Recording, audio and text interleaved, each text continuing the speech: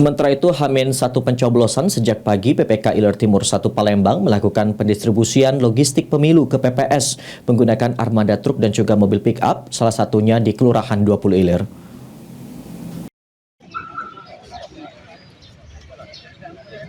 H-1 pencoblosan PPK Ilir Timur 1 Palembang melakukan pendistribusian logistik pemilu ke PPS seperti di Kelurahan 20 Ilir D4 Jalan Mawar Palembang pada Selasa 13 Februari 2024, di mana pendistribusian logistik ke tingkat PPS dilakukan dengan menggunakan armada truk dan juga mobil pickup.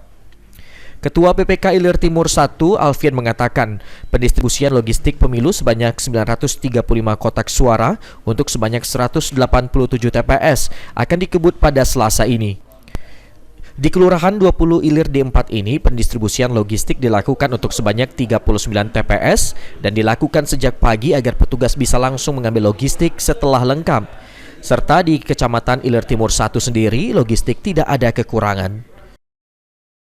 Kebetulan tahap pertama, karena Kelurahan D4 ini ada 39 TPS, jadi kita melaksanakan distribusi duluan, biar KPPS-nya bisa langsung mengambil setelah lengkap 5 kotak suara itu baru mereka ambil. Sementara itu, Lurah 20 Ilir D4 Masnud mengatakan dalam pendistribusian logistik ini, pihak PPS menerima 195 kotak suara untuk 39 TPS. Sebelumnya didistribusikan ke TPS di mana logistik disimpan di Balai Kelurahan untuk menghindari gangguan. Untuk memastikan logistik pemilu aman, penjagaan dari pihak kelurahan, TNI, Polri, juga penyelenggara pemilu akan dilakukan hingga tahap distribusi ke TPS. Terima kasih. Hari ini sudah datang kotak suara 195 ya Pak ya. 195 kotak suara untuk di Kelurahan 24 ini. Sebanyak 39 TPS. Kalau untuk penyimpanannya gimana nih?